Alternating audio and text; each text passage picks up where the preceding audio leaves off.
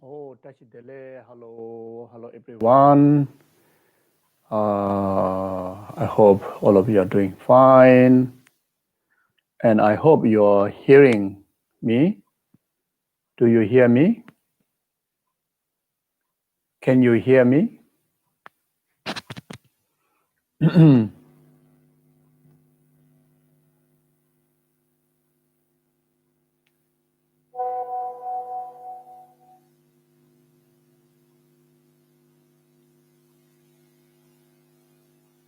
Okay, that's good. You can hear me. Okay, that's good. That's good. Thank you. Yeah, welcome back to the session. And as usual, we start with a short breathing exercise to bring ourselves in the present moment. Yeah, we start now that.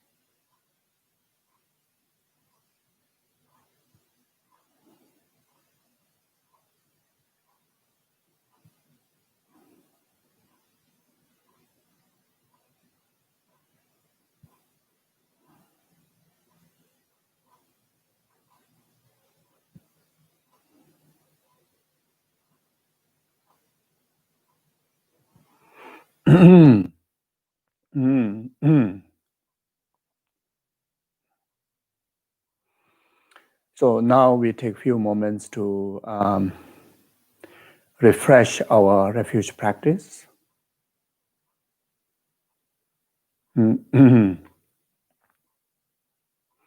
the presence of all the lineage gurus, both the profound lineage and extensive lineage, all the way up to Guru Shakyamuni Buddha.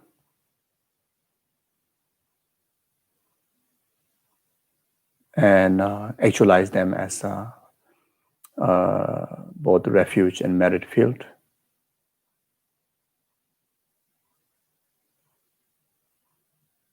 Generate strong,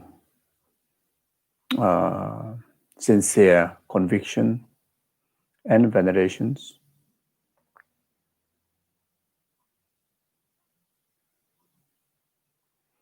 And feel the blessings of them.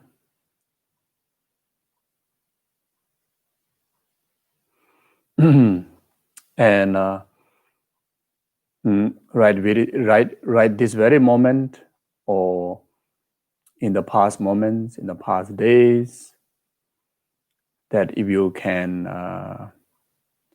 remember or recall that if there's any moments that you had doubt in Buddha Dhamma Sangha, you against the precepts and principle of Dharma, arising of negative emotions towards your own self and towards others, any form of negative emotions. If you remember, such events, then here you sincerely express forgiveness and actualize, absolute purification, right here, right now, completely.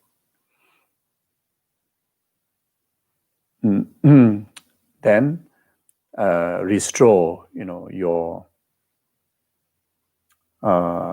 refuge,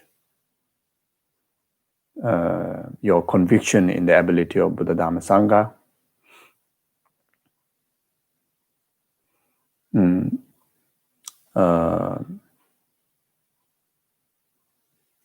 remind yourself that your basic nature is no different than Dharmakaya of the Buddhas. So whatever negativities that encounter in the past is very temporal, and it is hallucinational mistake. It's not something arising of your inborn nature. And with that, just completely actualize the transition from those impurity into absolute pure being. And on that basis of pure being, regaining back the awareness of your own real nature, real being, then there, as equal as you actualize the pure vessel where you can extract the blessings of nectar, the Dharma, realizations, protections from refuge and merit field, and develop from here, all the stages of good qualities that, gurus and all the merit field possess, and eventually we actualize the resultant the guru qualities and the qualities of the Buddha Dhamma Sangha, exactly like the causal, the refuge and the merit field that we just actualize, bring about the resultant refuge and merit field within ourselves. So with that confidence, just try to remain in sense of confident that you have achieved that.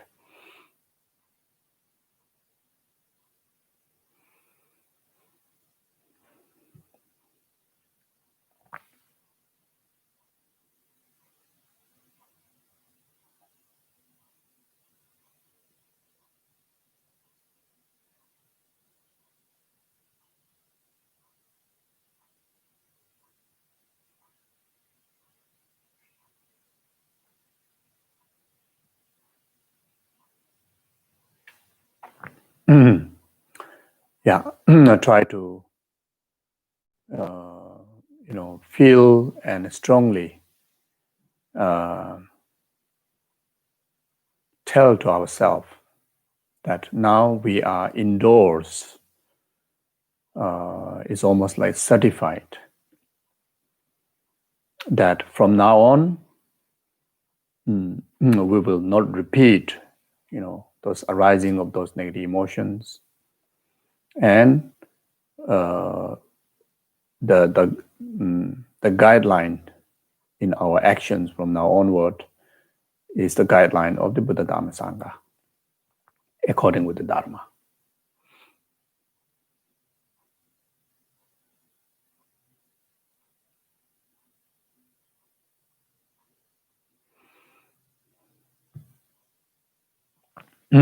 Oh yeah. Now take a few moments to meditate on loving kindness, compassion, and the meditation on loving kindness, compassion, either in the meditation of Tonglen, or in the meditation on emptiness, or in the meditation, either in the meditation of emptiness or in the Tonglen for a few moments, by keeping in heart all the suffering numberless sentient beings as object of your benefit. In particularly, those beings who right now suffering so much, like in Philippines, like in Myanmar, due to this natural disaster, and around the world, due to war, due to famine, due to disease, due to political differences, political suppressions, even in Dharma, even in the spiritual world, so much unbelievable negativities, people do commit, and especially in the name of Dharma, so sad. It's so unfortunate. Like, if we are not careful, even ourselves, we regard ourselves follower of Buddha Dharma,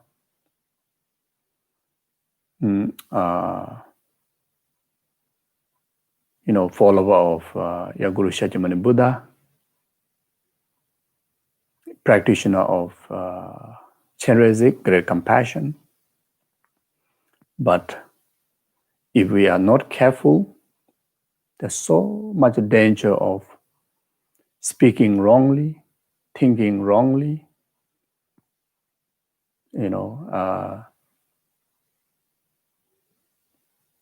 striving wrong things in the life.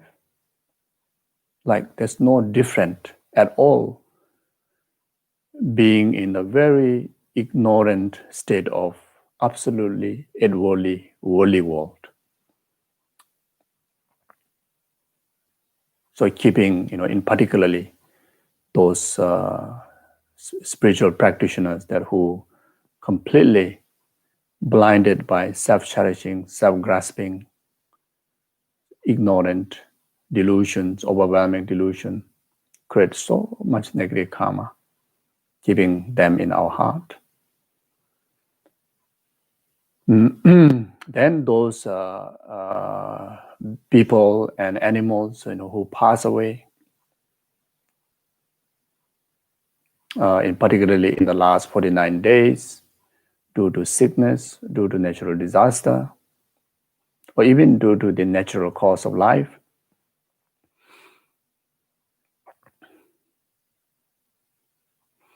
And also keeping,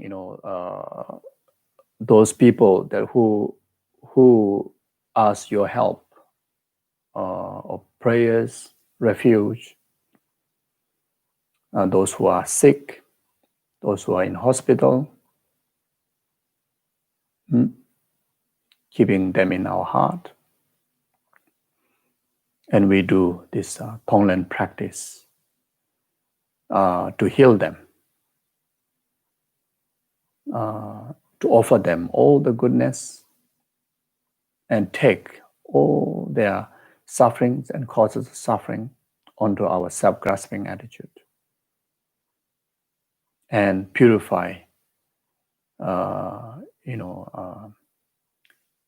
dual purification in instant in that way. Or purify in emptiness, completely cease into empty,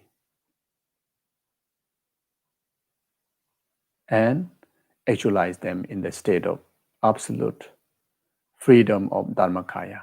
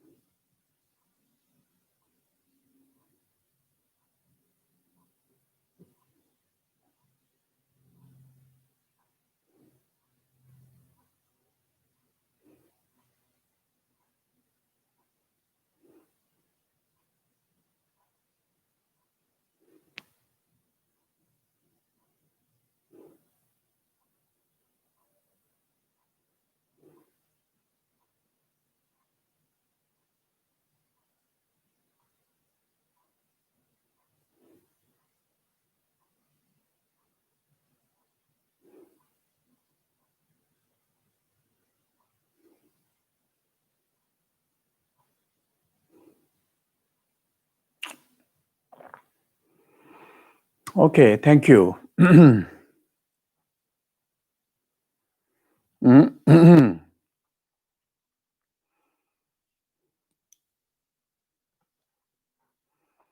Yeah, so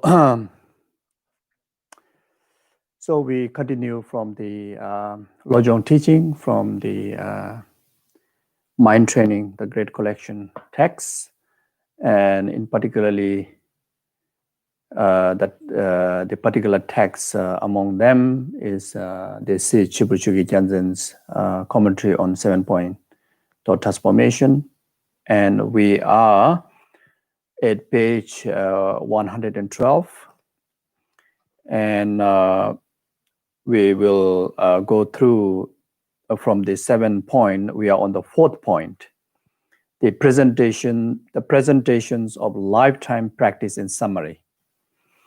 The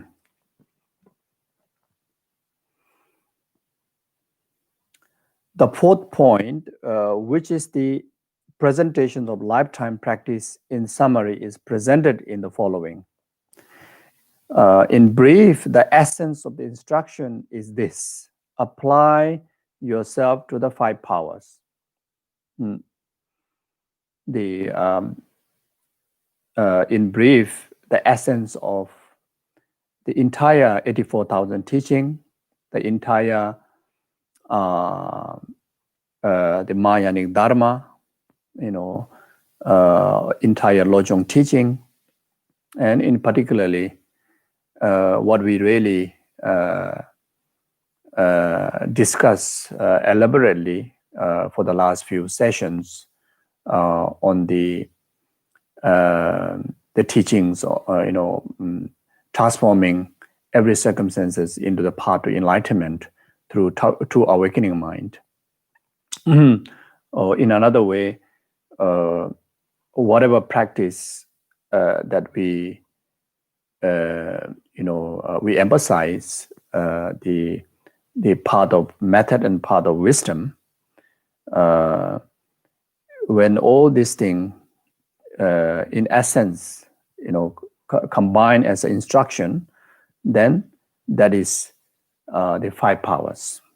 Applying all these practices into your day-to-day life, through the 5 powers, or yourself, bring into the application of the 5 powers.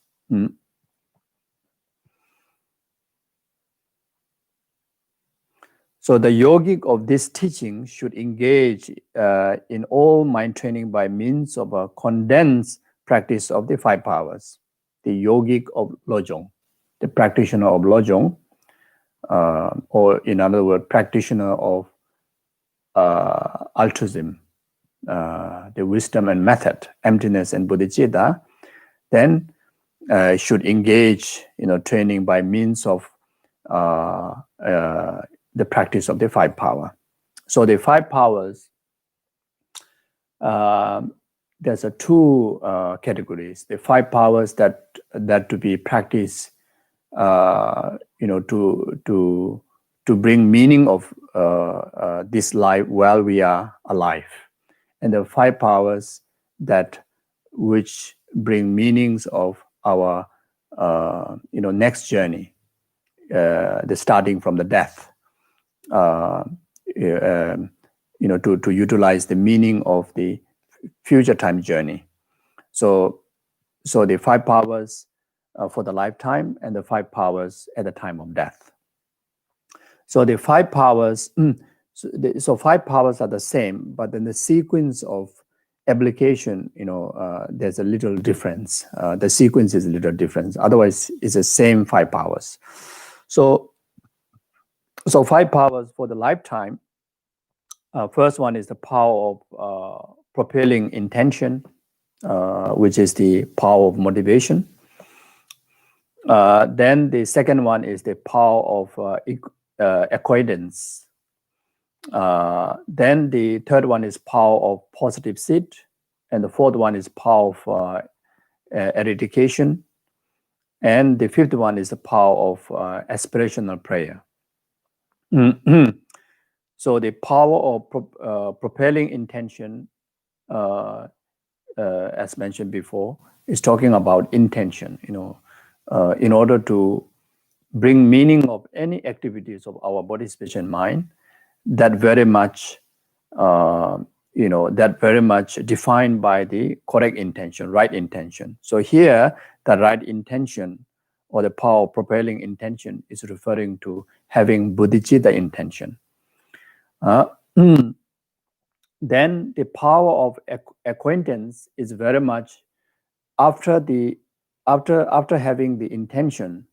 Then whatever action that we perform through our body, speech, and mind, always interpreted in the way that it has the meaning of emptiness and bodhicitta, or whatever action that we are engaging should engage in the awareness of bodhicitta and emptiness. Even though the motivation is there for that action, but even the action, while performing the action, carrying the awareness, to fulfill the purpose of the motivation of bodhicitta, or to fulfill the purpose of the motivation of altruism by having awareness or interpreting the action, or understanding the action in the altruistic bodhicitta and the altruistic wisdom, the emptiness. Then power of positive seed is very much accumulating the virtuous accumulation or virtuous imprint through our body, speech, and mind, that which will fruition enlightenment, full enlightenment, full enlightenment. So meaning whatever virtues, whether it's one moment of virtuous accumulation, or whether it's one day of virtuous accumulation, whether it's just a small gesture in action of virtue or great gesture in action of virtue, but every action is altruistic action, so that the seed, the merit that you accumulate is the altruistic merit, which is the positive seed, that which will result Buddhahood. Then power of eradication is very much engaging in the practice of purification by utilizing the most powerful antidote, the bodhicitta and emptiness. So the what really talking about eradication is the entire negativities. Then as long as you eradicate the root cause of the entire negativities, the rest of the negativities will be ceased. So the root cause of the entire faults and negativities condensed in the two, the self-grasping and self-cherishing attitude. So the self-grasping attitude, through the cultivation of emptiness, then you cease the self-grasping attitude.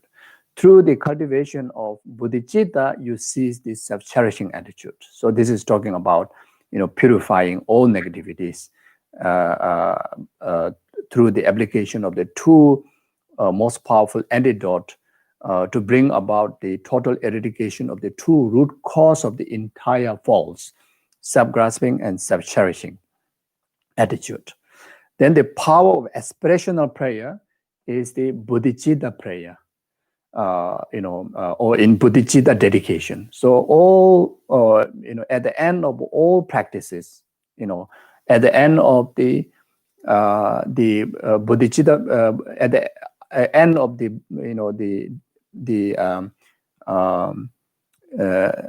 attitude, whatever action you perform at the end of the action that which infused by bodhicitta motivation should be dedicated in altruistic way. It means dedicate in bodhicitta and dedicate in emptiness.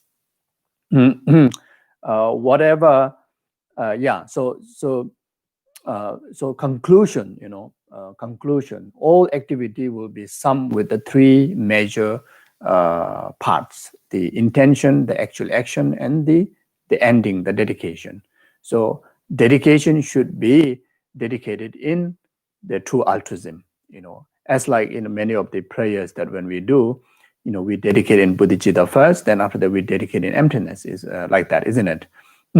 Like very simple way. Dedicate whatever merit we accumulate, may it be the cause of a numberless sentient beings, full enlightenment. So that is the bodhicitta dedication. Then emptiness dedication is very much that dedicate myself, the substance or the merit that we accumulated. Then the purpose that we are dedicating all lies in the nature of voidness, or all lies in the nature of lack of inherent existence. So this is, how you dedicate in emptiness, dedicate in the three voidness. So like that.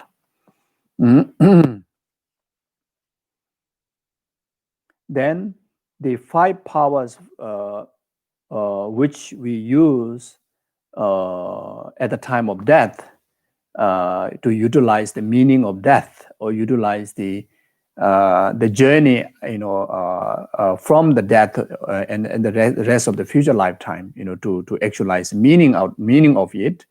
The meaning here can be understood at the time of experiencing death. Through the practice of five power, we can able to direct or transfer our consciousness to the higher realms, like such as in Pure Land, the mind of Pure Land, or the rebirth in the Pure Land, or to actualize the Dharmakaya, the actual Buddhahood, or at least arising of the altruistic intention at the time of death, through this five power. Then you're able to enjoy the altruistic virtues continuum at the time of intermediate state. Then because of that will result, the direct result from the intermediate state continuum of the virtuous mind, it result into a virtuous rebirth in our future rebirth. Could be in human, could be in higher realms, wherever it may be, but positive results. So this is what mean by bringing meaning at the time of death, or helping our future journey through the five power. So in other words, this five power at the time of death is the power, or the end power, or the practice that which can able to direct and transfer your consciousness to the meaningful realm. It is a power, in Mahayana, Mahayana Sutrayana, the most powerful tool, most powerful method to help ourselves, to prevent lower realms and to actualize higher rebirth is the five power. This is the only most powerful, and this is the best and most powerful, and the practitioner of Mahayana Sutrayana should only rely on this, because this is the greatest. In particularly those who practice Lojong, who take Lojong as their principal practice, then for such practitioner, we don't even need the tantric kind of method to transfer our consciousness or help ourselves at the time of death. This five power is the most powerful, and it is good enough. So like that. So those five powers, now you may realize that little sequence changes. So the first one is a positive seed, positive seed. Second one is aspirational prayer. The third one is power of eradication. Fourth one is power of propelling intention. Then the fifth one is power of incontents. You see, so at the time of dying, we know that we are dying. We are on the deathbed, And to help ourselves, first you engage in the positive seed, means accumulation of virtue, through actions, through practices of such as practice of generosity, like such as letting go and giving up your possessions and things, as form of offering, as form of charity to the needy ones, giving away in order for us to not to have any clinging to the things that you have gathered in your lifetime. Because if you are clinging at the time of death, that will harm you the most. That will lead us to the lower realm. So in order to do that, the one of the initial practice, the practice of actualizing the power of positive seed is, start to let go. Start to let go all the clinging from our heart. And even physically, there are things that which we gather in our lifetime which are so attached. Start to let go by giving away, making offerings to the triple gem, to accumulate merit, making charity to the needy one, giving away to your loved one, etc., is a form of charity. But those charity should be done with the altruistic intention, and infused by the mind of wisdom of emptiness. So this is the first thing. Then the second thing is aspirational prayer. After you give away, then you just have a sense of total dedication, that all this whatever I gather in life, now I give away, everything because of numberless sentient beings full enlightenment. Cause of numberless sentient beings full enlightenment. May it be cause of happiness of all sentient being up to full enlightenment, like that. And then to reinforce to yourself that you are absolutely detached, then you can make the emptiness dedication, the giver myself, whatever benefit that it actualized through this action of generosity, and even the result, lack of inherent existence, lack of voidness, like that. So then after that, then do purification practice. If there are any negativities or any regrets in your life, anything that you remember that unsettle, especially in to do with the negative emotions, negative deeds, everything, you just come to understanding that is no point holding on to it, and eradicate it. Eradicate it. You can also engage in four opponent power, but here specifically, you simply eradicate the focus of eradicating the root cause of all the negativities, all the clingings, all the negative things that you still feel that still there may be a stain, or there may be something is not fully purified. Then you try to purify the root cause, which is the self-grasping and self-cherishing attitude, by applying the direct antidote of bodhicitta and emptiness. You think of bodhicitta, you think of emptiness, and you completely. If there's anything that any negativities that in relation to self-cherishing attitude, then you generate a strong bodhicitta mind. Then you have a confidence that it is eradicated, because your heart is completely filled with the antidote, which is bodhicitta. If there's anything to do with the self-grasping attitude, then you meditate on emptiness. There's no inherent such kind of negativities out there. There's no inherent negative thing I have done. There's no inherent that the anger I have generated, etc., etc. Then you just simply cease into empty. So that is the eradication. Then after that, then you become kind of very pure state of that present moment. Then you set the motivation. Now you set the motivation, propelling intention, that from this very moment onward, I accept this journey of death, life and death, but it doesn't matter, because whether I'm still alive, whether I'm going to be living or whether I'm going to die. Everything is meaningful. Everything is equally meaningful. So therefore, even the experience of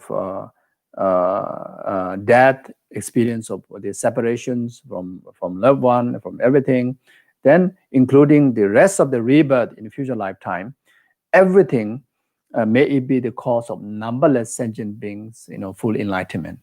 May every single moment of my life, from now and rest of the future, be only and be complete cause for the numberless sentient beings, temporary happiness up to the ultimate happiness of enlightenment. So you completely settle your heart in there, like that. In that intention, you totally,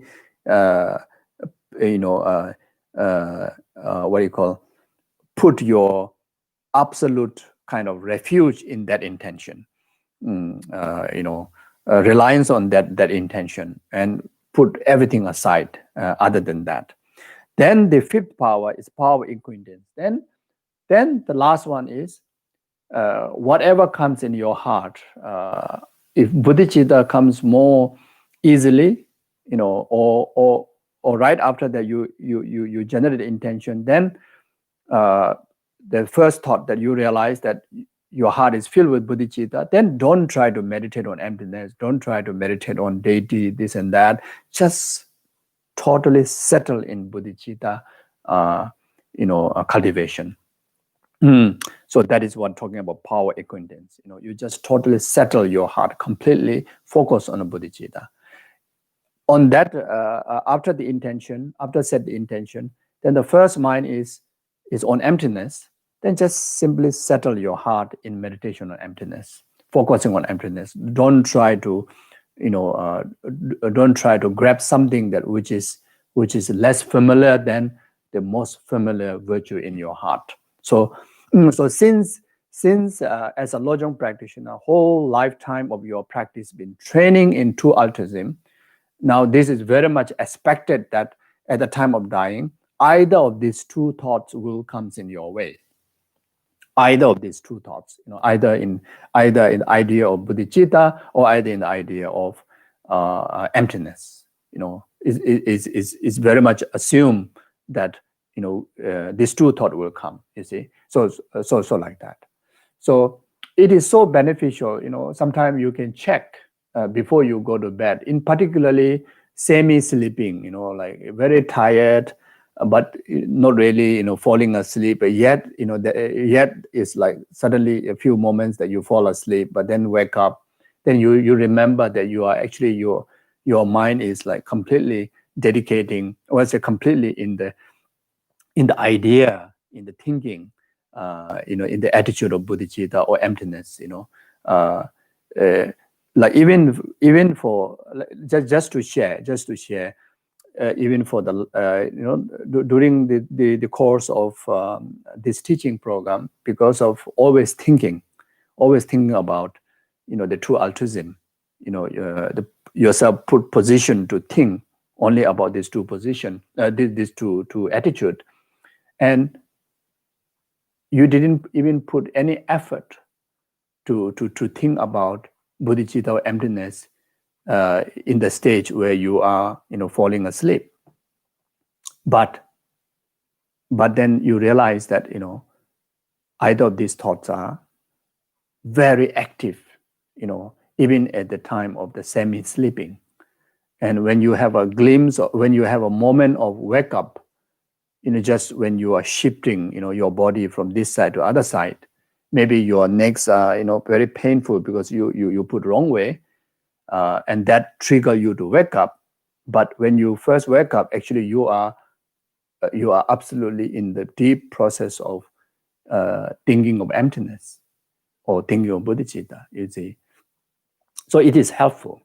So keep emphasizing again and again. Really, itself is really training our mind. And in particularly, we learn to go to sleep with this 5 power is the best training, for us to be qualified to take this 5 power as a protection to us, as a guide to us at the time of actual death. And we have opportunity to practice every day, because every day we go to sleep, isn't it? You see, so it is such a yummy, wonderful, practice. Before we go to sleep, go through this. Just uh, at least you see, what you do is, like, when you go to bed, you take off your clothes that you've been wearing, isn't it? Especially, it's so good for someone that who wear a lot of jewelry, all the things that you hang here, the more you hang, even more beneficial, because you take out the jewelries and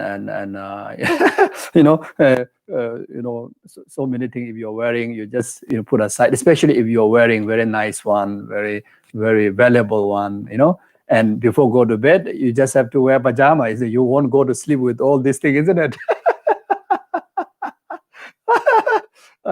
You see, so you have to take out, and when you take out, when you take them off, then you make offering to the Buddhas, and all these beautiful things you make offering to the Buddhas. You see, and there are so many invisible beings that who enjoy looking at your beautiful things, and there are beings that who consume the smells from those garments, who attracted to the color, who attracted to the shapes, etc., etc. So whoever they may be, that who have a karma to take it in whatever way they like, and you just make charity with the bodhicitta mind. You see, then making offering is even more easier. You visualize all your garments, all your clothes, everything as a wish granting tree, wish granting jewel. Especially if you have so many colorful things. Wow, amazing, colorful, wish fulfilling jewel you offer to all your merit field, all your refuge fields, all your gurus. Then when you go to when you're already wearing the pajama, then by then all those things, like, completely let go, completely detach, completely let go. Then for that you can just have a glimpse of emptiness mind, in relation to those objects. You see, like that. You see. Then after that, then you make an aspirational prayer.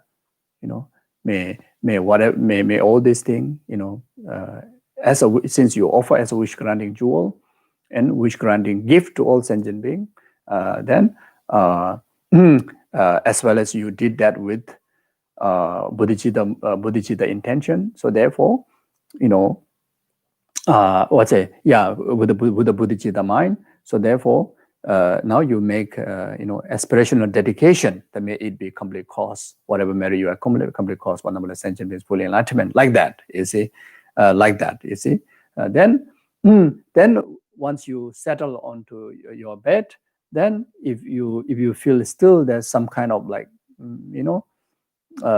certain garments are like, so, I mean, when you put, also you have to put very nicely, like, not anyhow throw away, because it's so valuable, and also certain garment that you don't want them to cripple around, isn't it?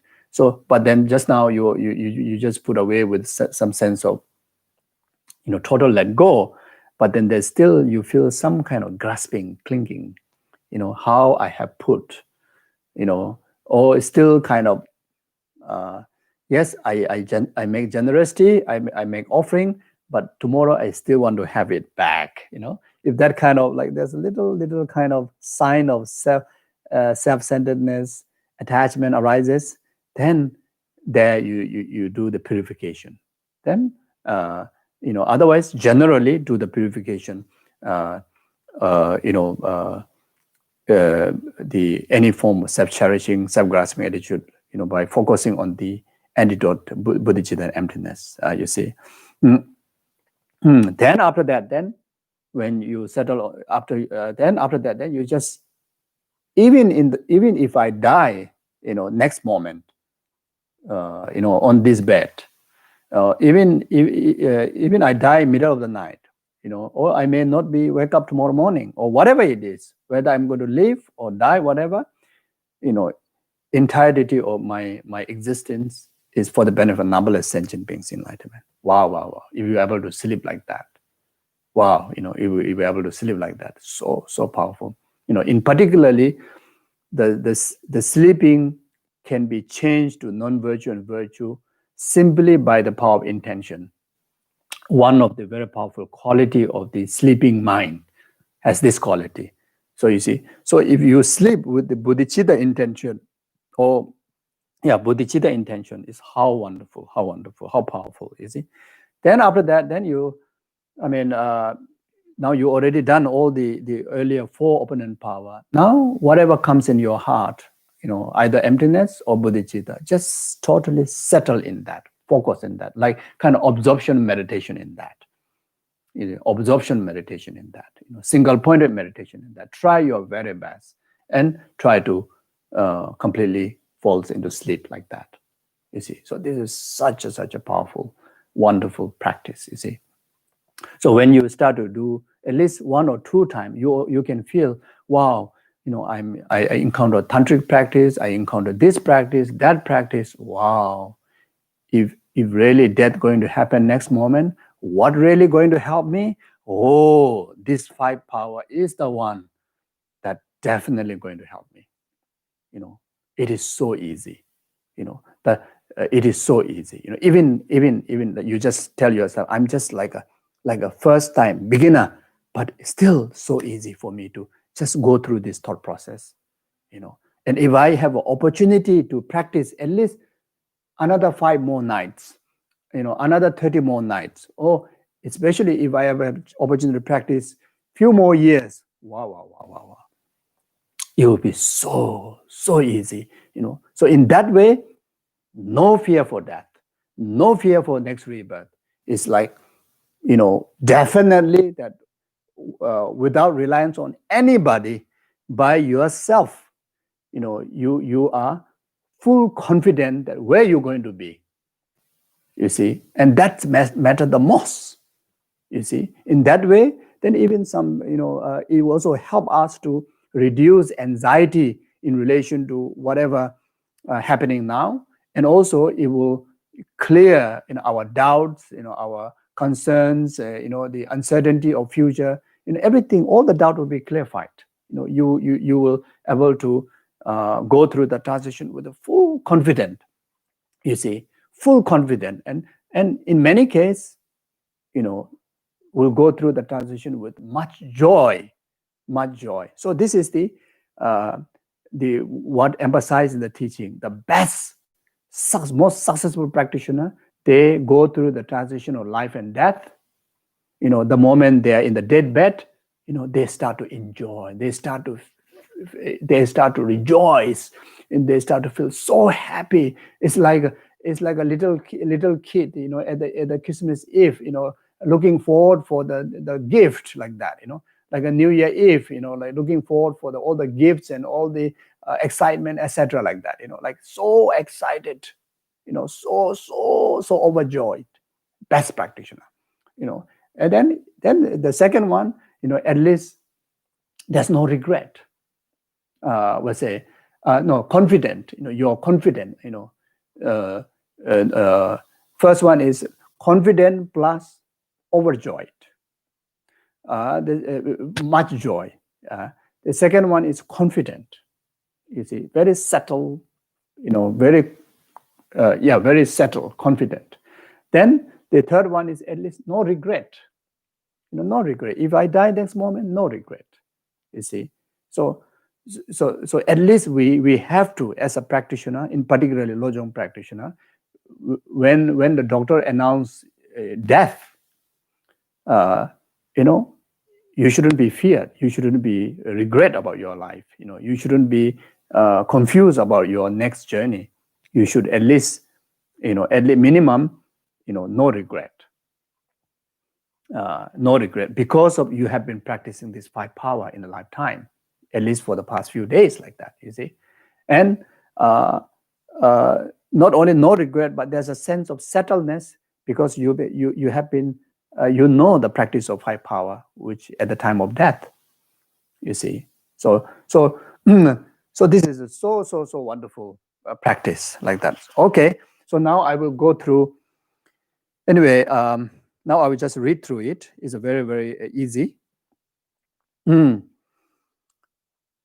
page 112, the first power. The yogic of this teaching should engage in all mind training by means of the condensed practice of the 5 power. First is the power of propelling intention. So should think like this, should set propelling intention like this. From now until my full enlightenment, I shall never be divorced from the true awakening mind, and I shall not allow my mind training to lose its continuity. I shall make sure to never be divorced from the true awakening minds until my death.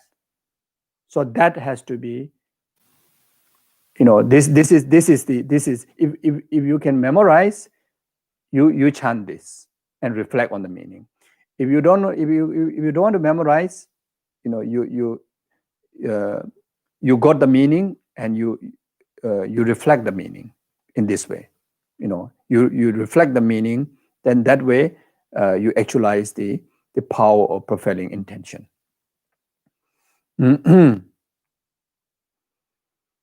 So bless yourself by resolving in terms of this year and this month and so on. Repeatedly propel your thoughts in this way with great force.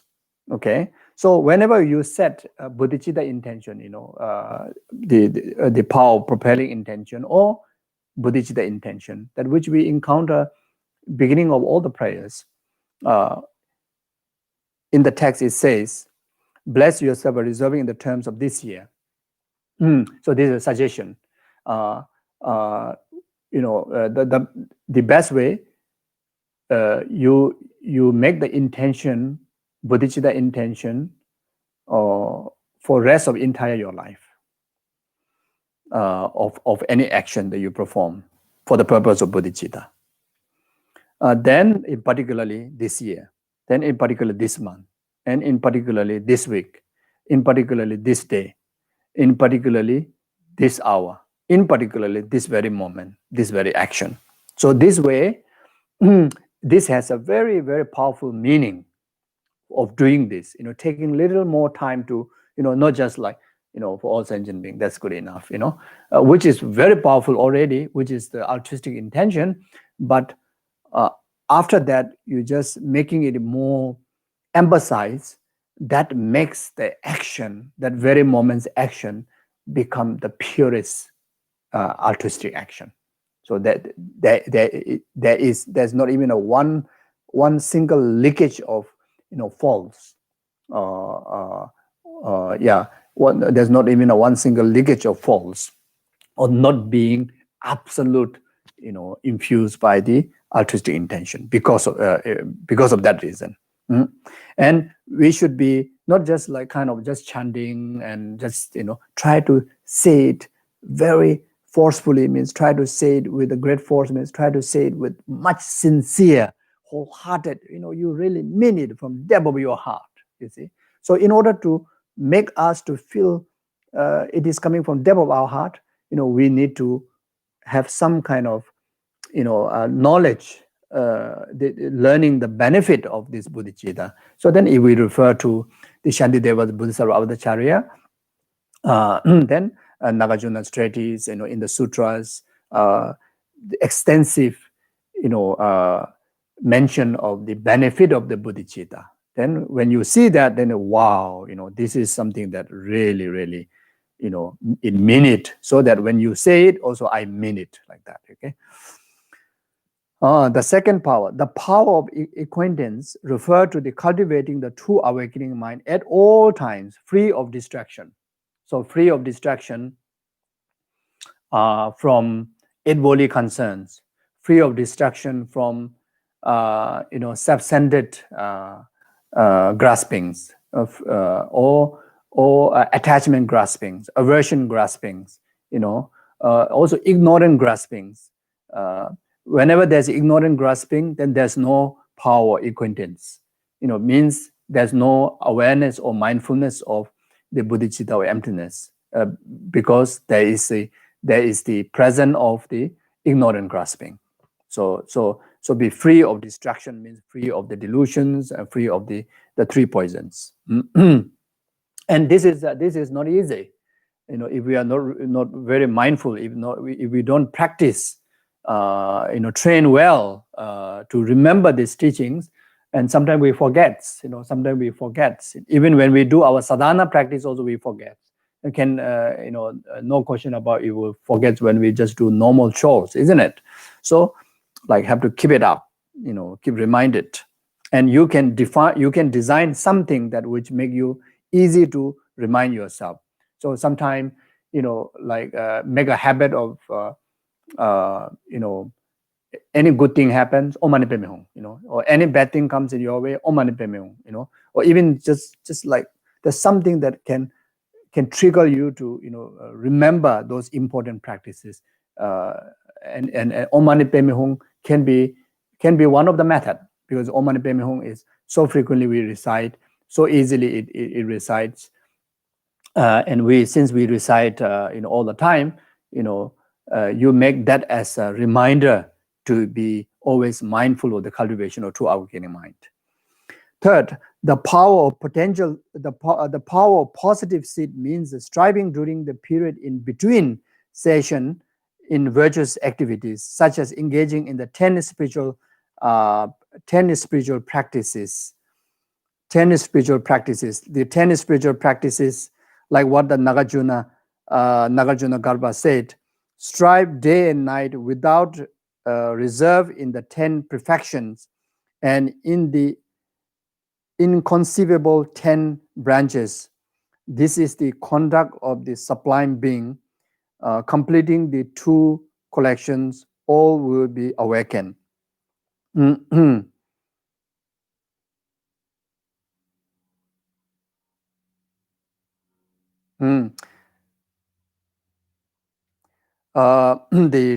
10 spiritual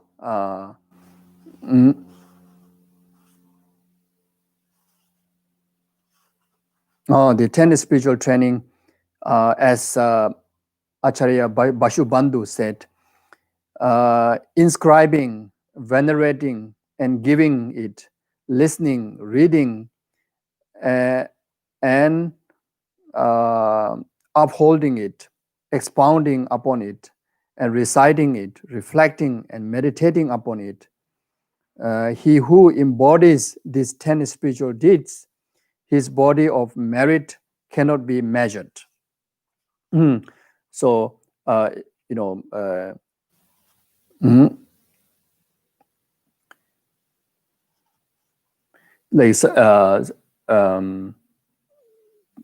such as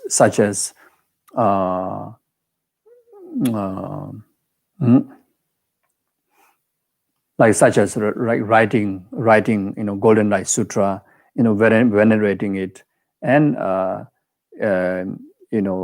giving in the form of others opportunity to write it, and listening to it, reading it, and upholding the practice, and teaching it, like that. So it can refer to Heart Sutra, it can refer to any other virtuous practices. The 10 spiritual training can also refer to the 10 perfection. On top of the 6 perfection, then you can add the perfection practice of means, skillful means, perfection practice of aspirational prayers, then perfection practice of power, and perfection practice of immortal primordial wisdom. So, such as engaging in the 10 spiritual practices free of any damaging interferences from your body, wealth, and so on, for the purpose of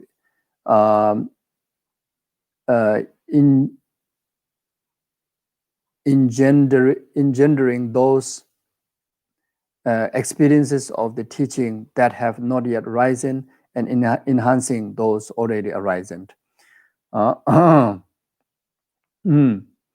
So in between sessions, not completely absorption in the two awakening mind, like such as absorption meditation. Then when we engage in our normal activities, we try to spend our time doing actions like such as the 10 spiritual trainings or 10 spiritual deeds. So you can like study Dharma, etc. You can interpret all the 10 spiritual activity in relation to the study Lojong teaching, such as reading Lojong teaching, writing about it, reflecting on it, venerating it, etc. So like that. Or in another way, whatever activity we do, then we relate everything to the Lojong teachings, Lojong practices. So that is in between session that we are accumulating virtuous, meritorious seed, which is the power of positive seed. Then the fourth, the power of eradication is the actual eradication of self-grasping. How long have you wandered in silent existence in general, and in the three lower realms in particular? This is brought about by cherishing yourself and desiring it is happiness. Even within this life, all undesirable events, being incapable of maintaining the relationship with your partner, failing to have integrity with respect to your promises and vows, and having no interest in cultivating the realization of such spiritual attainment from a recognition of rarity of precious human existence to the realization of no self, all are due to cherishing yourself and desiring it is happiness. Every one of your defect is therefore contingent upon this.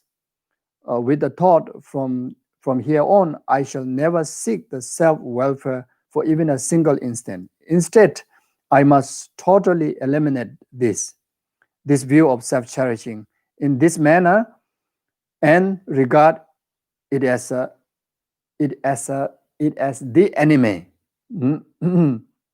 Like what we have studied, the recognition of self as enemy on the page 98.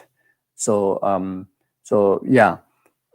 So in short, what we learn from Shantideva's teaching, Bodhisattvacharya, Nagarjuna's, precious garland, and like what we usually recite every month, at least 2 times during Lama Chopa, all the faults and sufferings, limitations comes in our way due to self-cherishing attitude.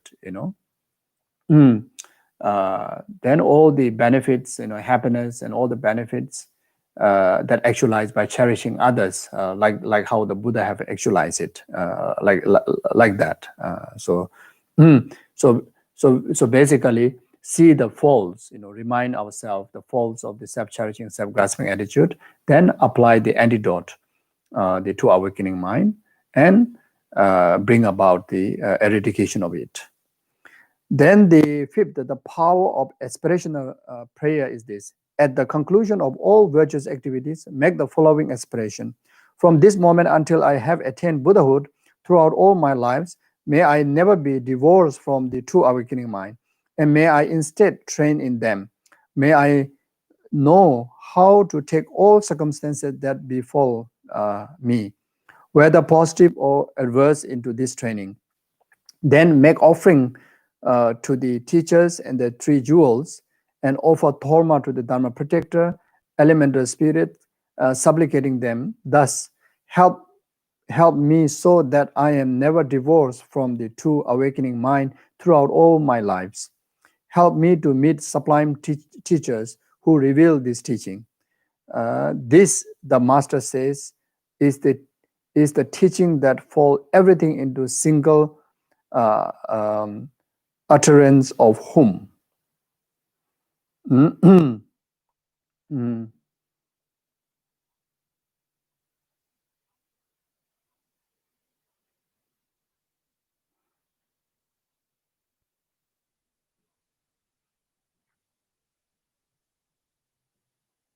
Yeah. So, like, reciting this Changju Semjo Rinpoche, may Bodhicitta have risen, those who have not risen, etc. This 4-line Bodhicitta prayer, you can recite that, then you can make the supplication accordingly. Then also, time to time, making Dharma offerings to protectors, Dharma protectors, elemental spirits, like making suit offering, etc. Like as we had discussed in earlier classes, that regard very important, to bring help to overcome the distractions to the consistency practices in the Lojong. It can be helpful. So asking us to do that. Then also always make supplication prayers to never to be separated from Guru, and always ever lifetime always meet with the perfect mind Guru. Like like we always recite in our prayers.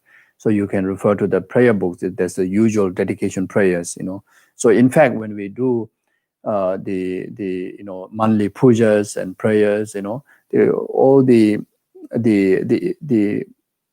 preliminary prayers and the actual practice, then at the end the dedications are like everything is organized so well. For us, it's just to follow that and meditate on it and reflect on it, that we don't really have to go plug here, plug from there, like that. So so not only once a while when we do pujas, but we can adopt that in our day-to-day life, personally in our practice. So all these 5 powers is very much like how the entire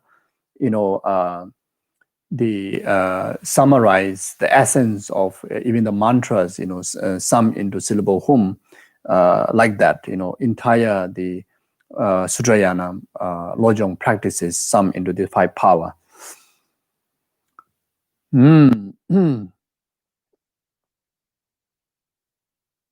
The Mahayana transference method is the 5 power alone. Their practice is vital. So this, the master says, is the teaching that folds everything into a single utterance of whom. As Mahayana's transference method is the 5 powers alone, their practice is vital. Okay, so 5 power alone. Okay, no need to go and choose. 5 power alone. And if we really want liberation from lower realms, liberation from grudges, regrets, confusion, even when we are alive, especially at the time of the difficult time, the near death, then the 5 power is vital. The practice of 5 power is vital. If we want to fix what kind of rebirth we want to experience from next lifetime onward, then the practice of 5 power is vital. Oh yeah. So I continue read. Thus, when he or she who has trained his mind throughout his entire life contracts a fatal illness and become aware of his imminent death, he must apply this very mind training teaching as a as the time of death instruction and affect the transition while engaged in such practice. So very clear, isn't it? Mm-hmm.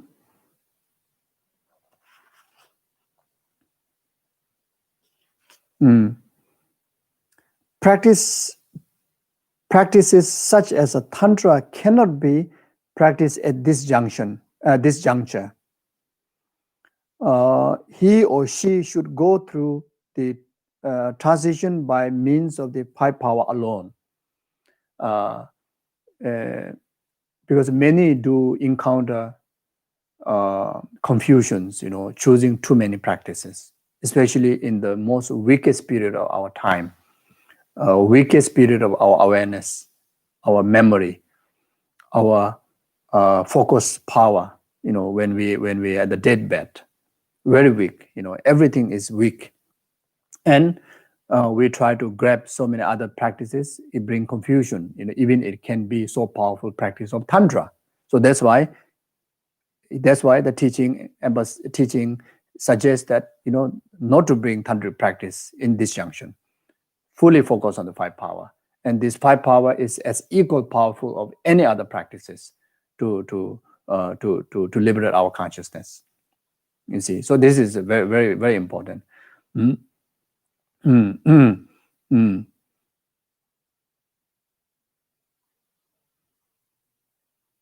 And also in that kind of junction, that kind of critical time,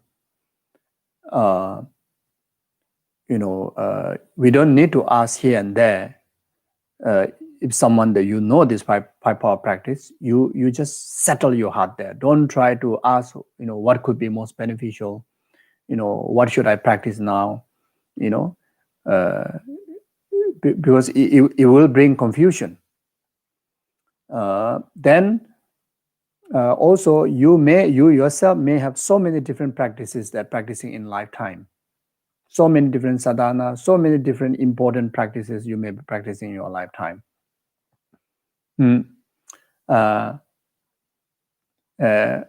Then someone that you have introduced this 5 power, then, as like what the teaching say, put all the thing aside and you focus everything onto the 5 power.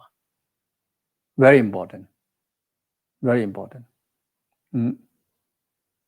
Because every practice emphasizes the importance, and we've been practicing importantly like that, isn't it? But when that kind of very critical and very short period of critical time, we don't have time to go and choose here and there. You just have to settle yourself. Many people dies empty-handed because of there are too many things to choose, and until you have a confusion. And there's another most danger the encounter by many practitioners is that you have this bias, confusion or being biased in your heart. There's kind of imbalance respect to the practice. Maybe this practice is less effective. That practice is more effective. In fact, in all Dharma is the same. And it is not right, and it is harmful in that kind of junction for us to see limitation in any form of practices. But since you have so many choices, you have to choose the best, isn't it?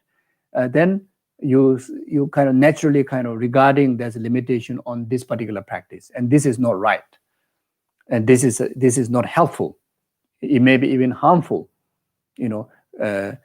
Like abandonment of Dharma. There's a danger of creating karma of abandonment of Dharma. So make clear decision. My full focus is on the 5 power. That's it. Then, as I mentioned before, at the very last moment, just focus on whatever comes first in my mind, either emptiness or bodhicitta. That's it. Full, because everything is, whether it's tantra, whether it's sutra, everything, this is it, like that. So I think this is important to know, Even there's also cases that you know the practice, but then suddenly you may encounter your guru, you may encounter someone else, then doing powa, etc. Then you don't put much effort on your own side, focusing on the five power. Then you kind of dependent externally. That also a mistake. Yes, how fortunate if the guru appear when you are dying. Let the guru do his part to help us. Let the rest of the others do their part to help us. But our heart cannot get distracted by that. Our heart has to be fully focused on the five power. That time, there's no time left to go and please around, listen around, do things, daily around. There's no time at all. You see, it is every single moment is count. So most beneficial for yourself, your family, for environment, for whole world, for whole sentient being.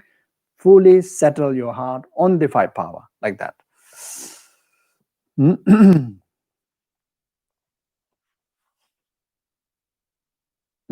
So therefore, we need to train now.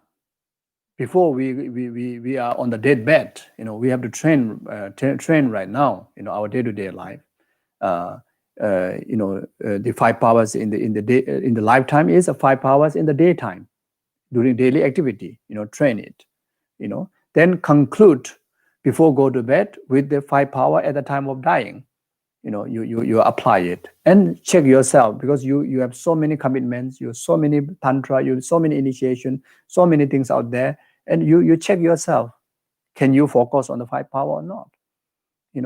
And sometimes when we start to when we start to examine, put ourselves in the examination, you realize our mind is actually quite a busy mind, quite a choosy mind, quite a distracted mind, going around everywhere, this, but there's no focus. There's no focus. You see, so it's good, examine ourselves. Sometimes we put into examination ourselves, watch ourselves, watch into ourselves. You see, so yeah, so the homework start from tonight, right now, isn't it? Yeah. Okay. So now go through the 5 power practice that apply at the time of death. First, undertake the practice of the power of positive seed. To do this, you offer your belongings to the teacher and the 3 jewels as a gift of the disease. It is incorporate as a gift of the disease, like as a gift of your your continuum. You offer as a gift. It is okay. Now you see, also the carers and the remaining families, when someone pass away, this also can apply to that. You see, so the belongings and all this on behalf of the deceased person, certain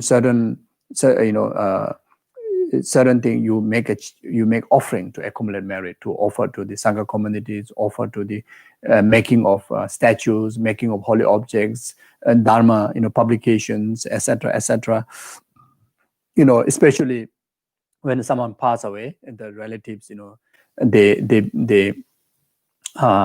build ketak, which is called the sign of the rebirth of the deceased relative.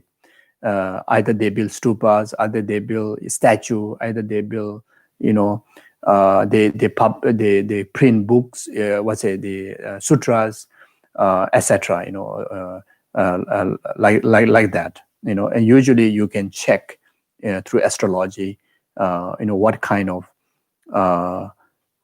kind of sign that you create as a condition for this disease relative to take a higher rebirth, like that. You see, so there's a tradition of doing that, and like that, and also the belongings. We usually, everyone will do. Usually make offerings and make charity, like that.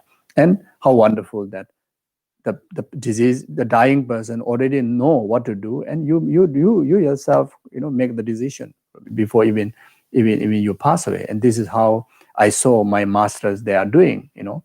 Uh, I think I've shared the story before. In one of my oldest auntie, long time ago, she already built her ketak, or her sign of rebirth. She entire money that she has, people make offerings to her, children, the relatives give to her, etc. She built the 100 million Om Mani Padme Hum big prayer wheel, and she even tell us that if I pass away, no need to do anything. You see, so very, very, very clear, very clear like that. So we can also do that. It's not wait until we pass away. We can already build our kedak now. You build your own stupa. You build on your, meaning you build your stupa that which holds so many holy objects, mantras. Then also you put your possessions. Yeah, I remember there's one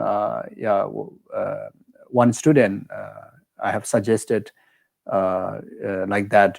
So she built one stupa. It's a small stupa, but then all her jewelries,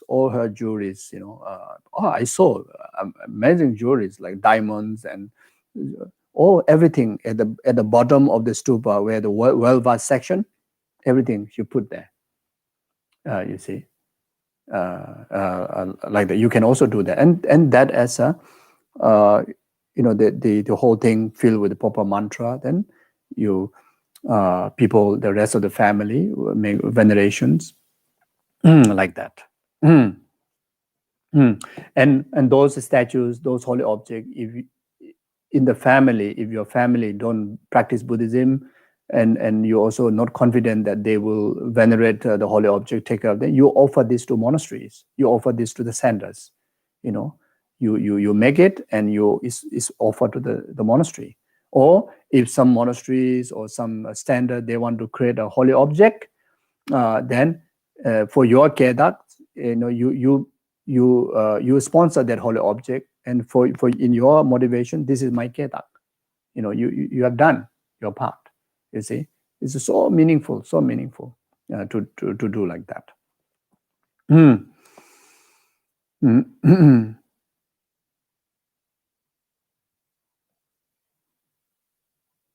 Then it says, it is inappropriate to give these belongings to beings who might be your object of clinging. So that has to be careful. You give your belongings who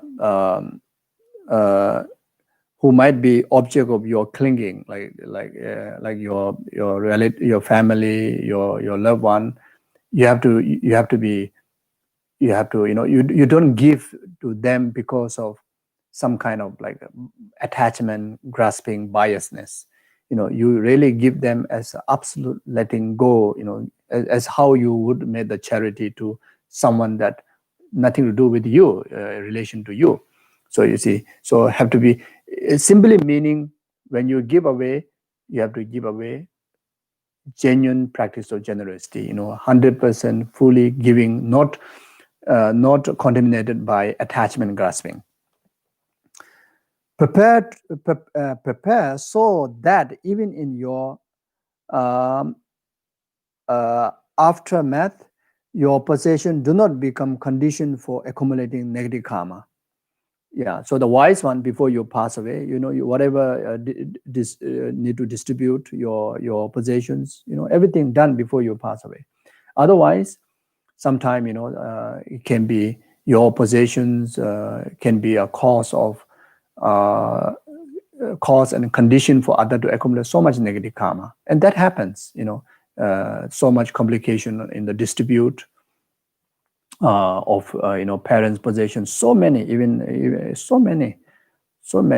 You see, so your hard-earned possessions, even after you die, you continue to accumulate, be part of accumulation of negative karma, of fight, stealing, negativities like that. And that is very sad, and that is very, very harmful for the diseased person, you see. So so therefore the wise one, you should everything clear, at last, that nothing, everything is cleared. Make excellent offering to those worthy of veneration. It is so important, charity is, yes, charity to the poor, needy one is so important, but making offerings to those who are object of veneration, Buddha, Dhamma, Sangha, even the representative of Buddha, Dhamma, Sangha, like printing of the sutras, building of statues, and making offering to the Sangha communities is so important, because they has its own enlightened qualities. Even the representative of the Sangha hold the vows. So you see, so you make offering, you create immense of merit. Yes, you create so much merit, so much benefit by making offerings, charity to the poor. Charity to the ordinary beings. But because of the vow, there's extra benefits. So therefore, the excellent offering to those worthy of veneration. So in Himalayan Tibetan culture, when someone passes away, we in our lifetime, one thing I saw from our very respected gurus to the very ordinary simple families, there's something that they just want to make sure, something that they contribute to offer to, like His Holiness Dalai Lama, is offering to Chenrezig himself, like that, even someone like my grandfather, that who don't know Dharma at all, but then his most precious thing that he was wearing one small Z, then and there's a little money that maybe few I don't know, 10, 20, 30 or 100 rupees. His, even from his side, his wish is, please deliver this to His Holiness Dalai Lama. Please offer this to His Holiness Dalai Lama. Like that, you see. And I remember there's one of my, now put aside. So like that. So you see. Then many Tibetans, they're so difficult for them to send things, to make offering to His Holiness from Tibet. But even cost of life, in some way, somehow, especially someone who is passing away, someone who passed away, something that make sure that offer to His Holiness Dalai Lama, offer to Chenrezig, because he's a root guru, he's a Chenrezig, he's a Buddha, he's a Yidam, that is an object of absolute, the purest object of veneration. You see, so similar way you can offer to your gurus. Your spiritual gurus, like Kyabje Lama Sopa Rinpoche and your other spiritual gurus, so they are your Yidam, they are your guru, they are your Buddha, and they are venerable. You see, they hold the full pure vows of fully ordained sanghas. You see, so you offer something on behalf of the diseased person or diseased animal. So much merit. It's unbelievable. When you look into all the sutric teaching in relation to this, is yes, there's a benefit of making charity, but there's unbelievable benefit, especially to the disease consciousness, especially that will impact the rebirth, happiness of the future times, like that. It is not appropriate to offer only tokens of your belongings to those who are embodied of kindness. So this understood. Then, without any attachment to your possession of this life, generate fearless attitude with regards to your future life. Then the second, the power of aspirational prayer is as follows: lay out an excellent array of offering in the presence of the three jewels, request a forbearance for your shortcoming, and declare and purify your negative karma. Review as well the pledge that you have taken, such as that of going for refuge. Then make offerings to the three jewel, offer Toma to Dhamma Protector, and make this fervent request to be led to their whole of the path. Bless me so that in the intermediate state and the next life, I will remember the true awakening mind and engage in their practice. Help me to encounter sublime teachings who reveal this teaching. Lead me to the beginning of my path of happiness. Today I place my hope in you. Then invoke the following aspiration again and again. So this is the aspiration. May I train in the true awakening mind during the intermediate state. May I train in the true awakening mind throughout all my life, throughout all lives. May I meet sublime teachers who reveal this teaching. So you should make this supplication prayer like that, aspiration of prayer.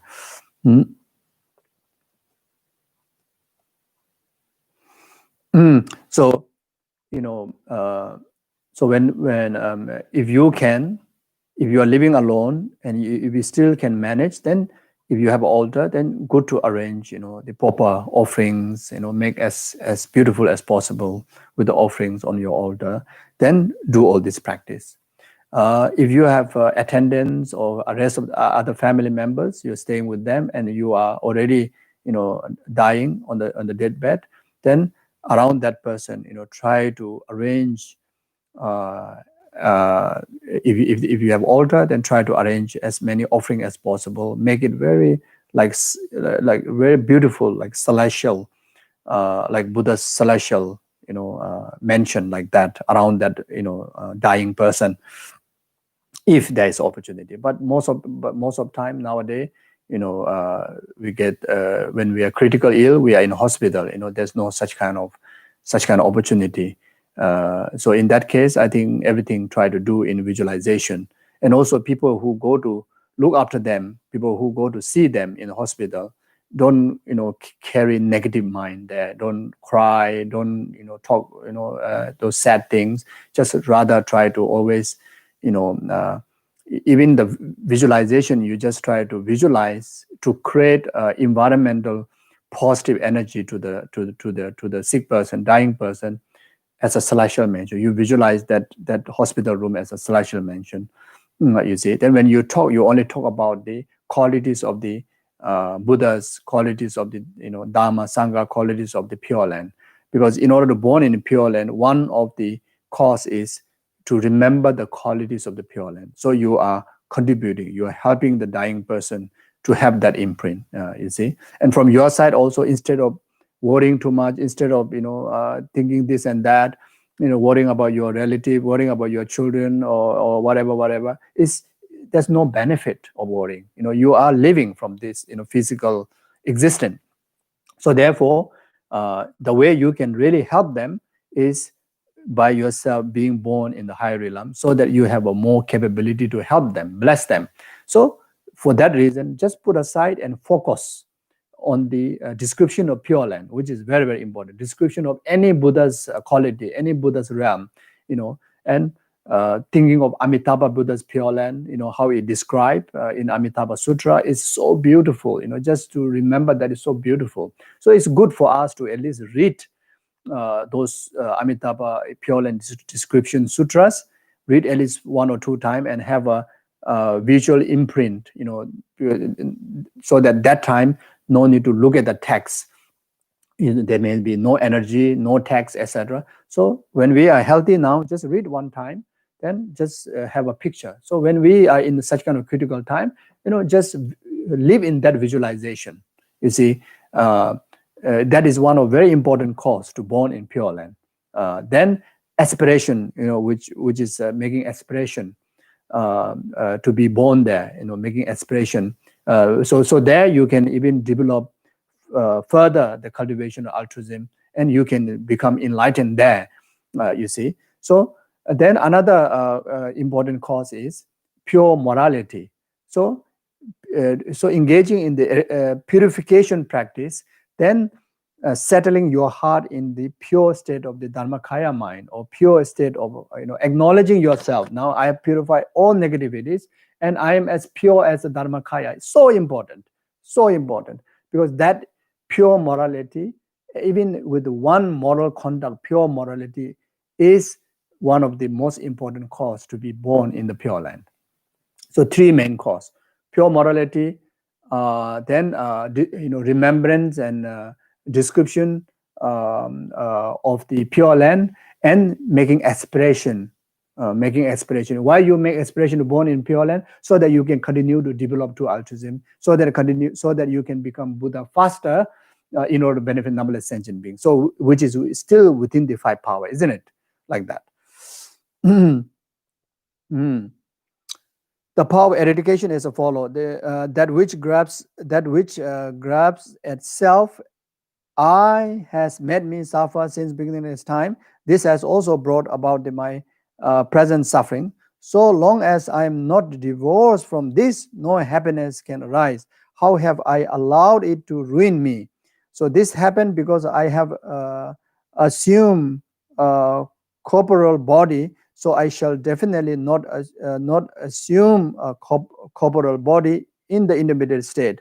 I shall allow my mind to fade into space. One of the grasping attachment, to our identity, in particularly to this living, the body. You see, so many dying people. One of the hardest thing is, they start to see the divorce or separation from the body, because we have the most attachment. The obvious basis of attachment to I is the body. From the five aggregates, the most obvious aggregates as a basis where we label as I is the five aggregates. The form aggregates. So the attachment to the form is the strongest. In another way, in our conventional world, whole life we work to take care of this body, isn't it? So when we see that you are separating from there, it's very hard, very difficult. You see, so you have to really have to let go, so that you don't have to, also go through the very miserable stage in the intermediate state in relation to the grasping attachment to the body, so that you can be free from the grasping, so that you can have a virtual, what you call the virtuous continuum, that then you can able to, arrive to the positive destination of higher rebirth. So I shall allow my mind to fade into space. So therefore, try to everything settle in the empty. So that's why the emptiness is so beneficial. When you do, in particular, do the purification practice. One of the less word to think about and most effective is try to purify in emptiness, meaning everything try to eradicate and cease into empty, because all the negativities, all the hallucinations are, what's a misconception and grasping as a true, isn't it? So now, whatever, including your body, try to remind yourself to ceasing into total empty, total nothingness, so that there's nothing out there to attach and grasp. So this is what it means, shall allow my mind to fade into space. So try to, have a sense of peaceful, liberated, boundless, what you call the completely in the void space, like total release and detached from every single graspings. So the fourth, next is the power of propelling intention. In the past, I have enhanced the true awakening mind, so during lifetime, so that their continuity did not cease. So feel fortunate that I got chance to practice Lojong. I got chance to cultivate these five powers in my life into altruism. So how wonderful! I still have this remembrance. You should feel happy. You should feel rejoice about it first. Then after that, I shall now recall the true awakening mind in the intermediate state and engage in their training. So therefore, in order for me to carry this continuum through intermediate state, then I need to have this direct causes, direct continuum for the intermediate state, which is the next moment. So therefore, now I must focus on the two awakening mind. Reflect along this line and repeatedly recall the two mind. So the earlier one, in the past I have enhanced reflect means reflect this. In the past I have enhanced the two awakening mind so that their continuity did not cease. Feel happy. I shall now recall the two awakening mind. Full mindfulness, two awakening mind, and in the intermediate state, and engage in their training. Then completely,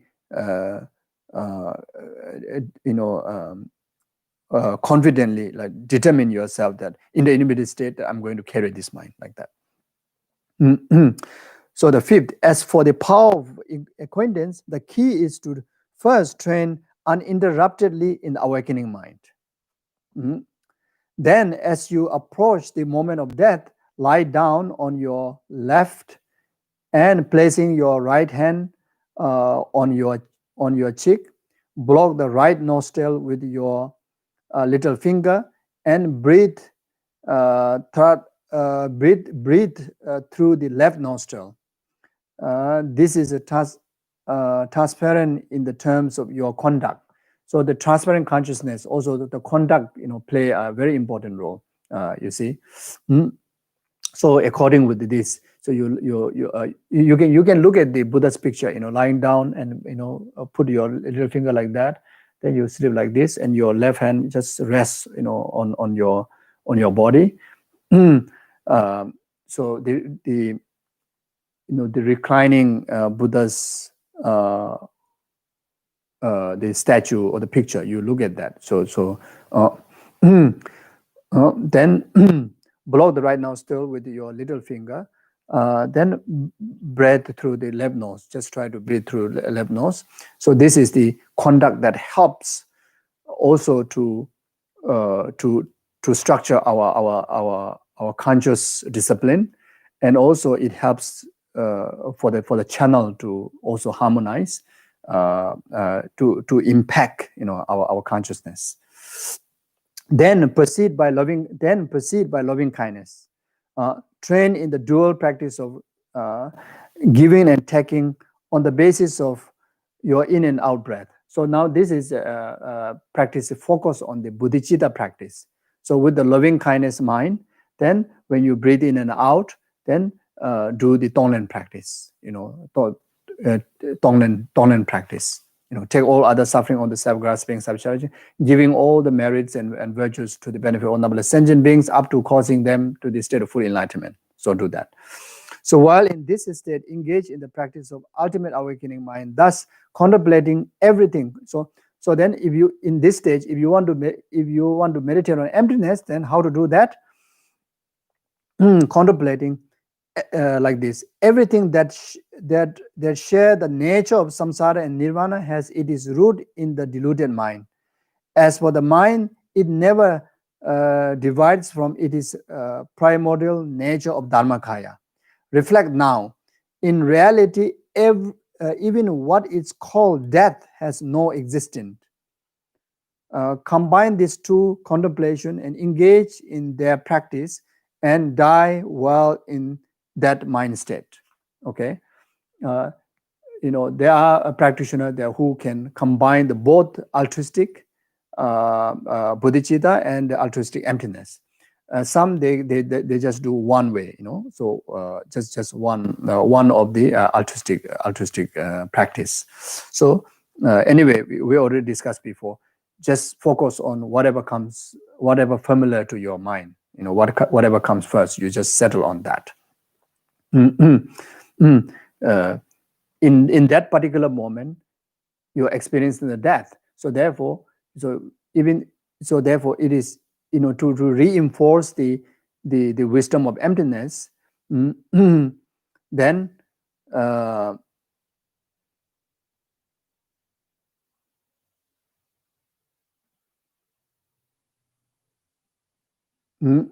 reflect this. In reality, in the ultimate reality, even what is called death has no existence. So kind of like remind yourself like that. Even death in reality, there's no existence. We've been holding on. We've been fearing, or whatever it is. Death or the life. In reality, there's no inherent existence. There's no such existence. All are hallucinational view. So therefore, no need to fear of the death, and no need to attach of the life. Can completely rest into space, like peaceful voidness of the emptiness.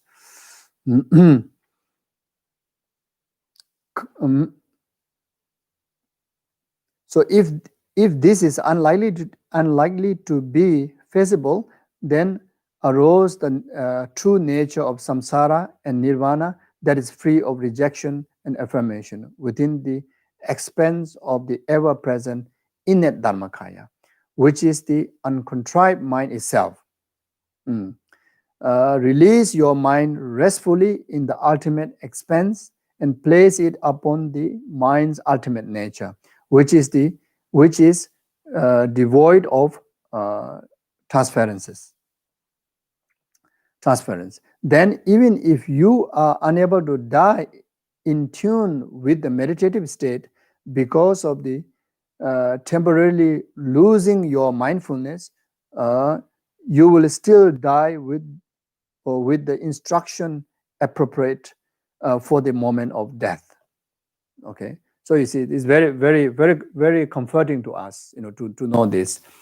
Even though in case we are unable to fully, get into absorption meditation on either bodhicitta or emptiness, but just simply going through the process of this 5 power already make the meaning of death, in virtue. That means already benefited us. Okay, so that is sometimes you may struggle. I cannot focus now whether going to help or not. This doubt is clear now. You see, if you're able to focus, even great. If not, at least going through the process of the 5 power, and that alone is, even in between there's some distraction come, that alone itself is very beneficial. Although numerous celebrated moment of death instruction exist, the master says nothing is more amazing than this instruction presented here. With this, the complete aspect of the path have been presented without omission. Okay, so the 5 power is the ultimate.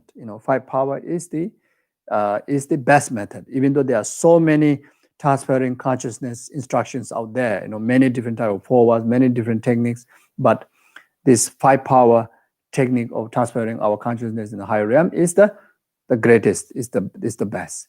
And this 5 power practice, there's no what you call it, it's not left out any other importances. All the importances are completely into it. It's a complete one, complete aspect of the path, without any left out the importance, like that. Okay, so thank you. So I will stop here.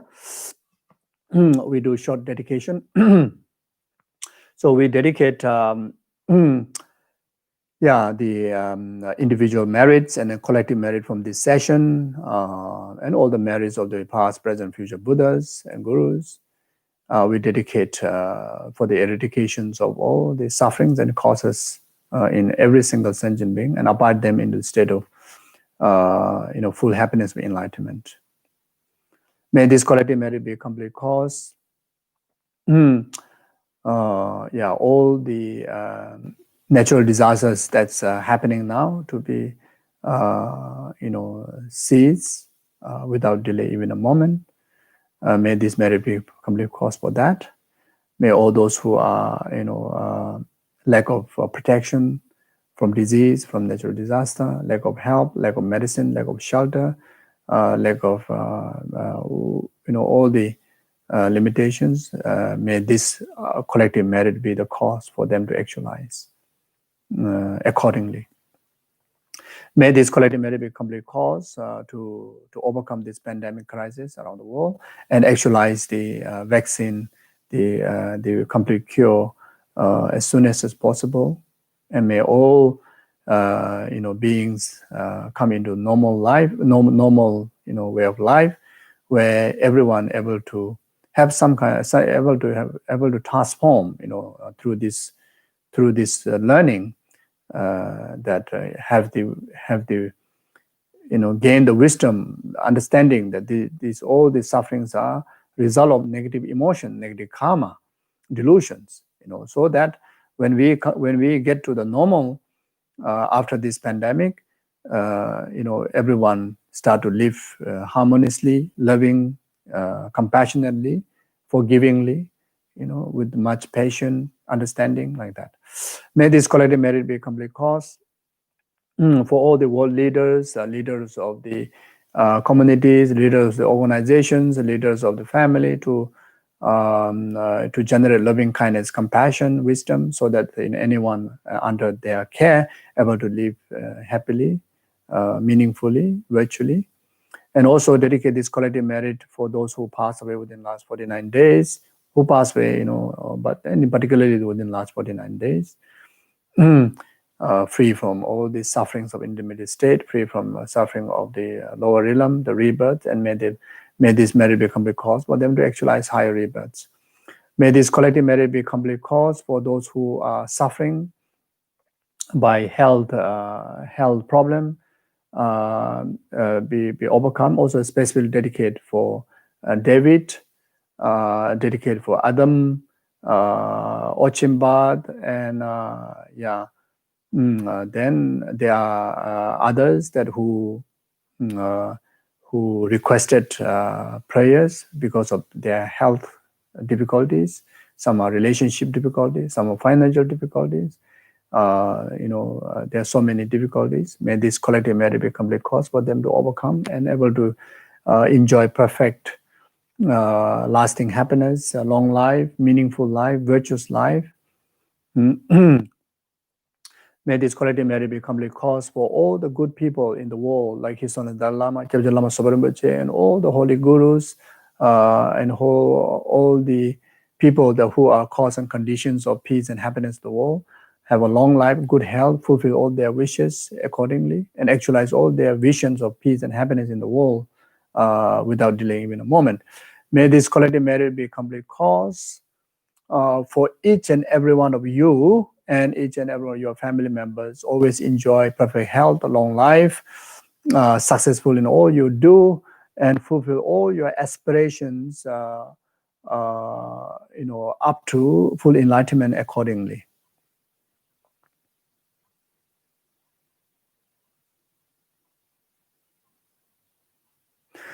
Then may this quality merit be a complete cause for all of us, who access to the Lojong teaching, in particularly teachings of the five power, that may we able to have the merit and have the mindfulness to remember this five power, throughout our activities and train ourselves well. And when we face the natural, the karmic transition of life to death, then these five powers become the perfect guide through our transition and liberate us into the highest result of actualizing, absolute resultant dharmakaya, the Buddhahood, through the power of the five power. Okay, thank you very much, and please take care. So the coming days for this week, the homework is to familiarize with the five powers for the lifetime, and also the five powers that which we five powers of the transparent consciousness, the POA. Try to train ourselves. The five powers of lifetime in our daily activities, and the five powers that which is trained at the time of when we go to sleep. as guided. Okay, and try to make it very familiar. That it's almost like it's born in the bone and bloods. So that it will be so beneficial. Okay, so thank you very much and take care. Bye bye.